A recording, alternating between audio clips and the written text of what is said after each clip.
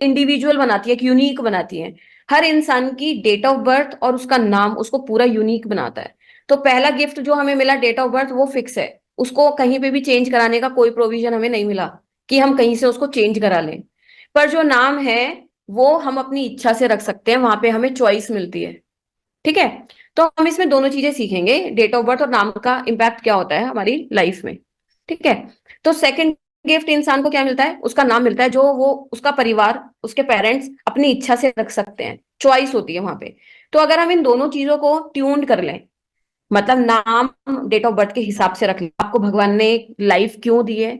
आपने सुना होगा ना कि जो इंसान को ह्यूमन लाइफ मिलती है कितनी मुश्किलों से मिलती है, कुछ बहुत अच्छे कर्म करे होते हैं तब जाके ह्यूमन लाइफ मिलती है।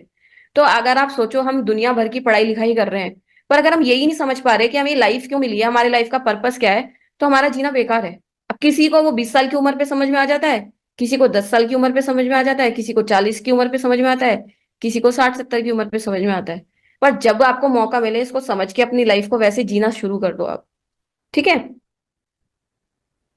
तो अब हम क्या बोल सकते हैं, अगर हम इन दोनों चीजों को समझ लें अपनी लाइफ में, डेट ऑफ बर्थ को और नाम को, तो हम अपनी किस्मत खुद लिख सकते हैं।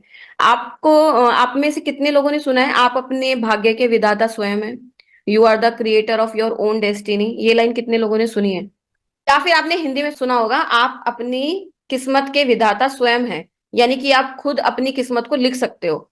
ये कितने लोगों ने सुना है, मैंने ये पूछा था। इंग्लिश में और हिंदी में दोनों बता दिया, अब बताइए। मैंने सुना है मैम। सुना मैंने है। तो सुना है मैंने दीदी। सुना मैम। भाई बाकी लोग भी मैंने प्लीज भी सुना बोलिए। है। भगवान ने यस मैम, सुना हुआ अगर है। आपको मैंने भी सुना सुना है। है मैंने भी सुना है। सुना मैम है आया। अब ये ऐसा क्यों बोला जाता है कि आप अपने भाग्य के विधाता खुद ही हैं, ये इसलिए बोला जाता है क्योंकि देखो दो चीजें होती हैं न्यूमरोलॉजी। एक तो ये है कि आपको इधर से कॉपी पेस्ट कर दिया कंटेंट, इधर से उधर चिपका दिया, काम हो गया। मैं कभी भी किसी भी चीज को इस तरीके से सिखाना प्रेफर नहीं करती। ठीक है, बस यहाँ से BNDN निकलवा दिया, आप करे जा रहे हो, आपको पता ही नहीं है कि न्यूमरोलॉजी आपकी लाइफ में कितना बड़ा रोल प्ले कर रही है।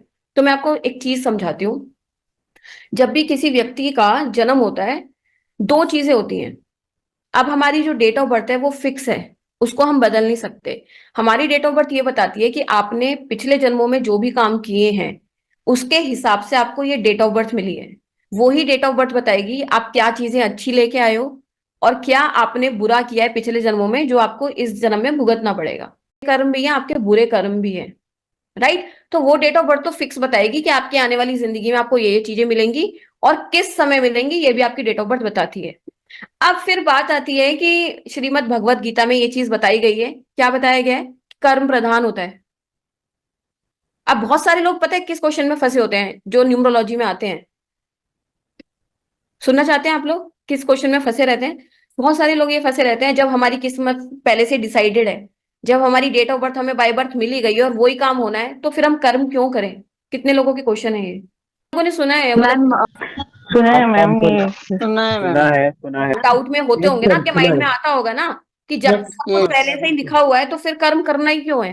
बिल्कुल। भगवान ने क्या किया है, भगवान बहुत ही स्मार्ट है क्योंकि भगवान ने पूरी सृष्टि का निर्माण किया है, तो भगवान तो सबसे अच्छा ही सोचते हैं, बढ़िया ही सोचते हैं। भगवान ने क्या किया कि इस काम को उन्होंने 50-50 कर दिया।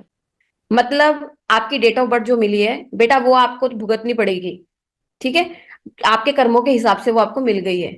बट अब कर्म करके, जैसे श्री कृष्ण भगवान ने कहा है भगवत गीता में कि आप कर्म करना प्रधान है, कर्म तो आपको करना ही पड़ेगा, आपको कोई रिजल्ट नहीं मिलेगा बिना कर्म के।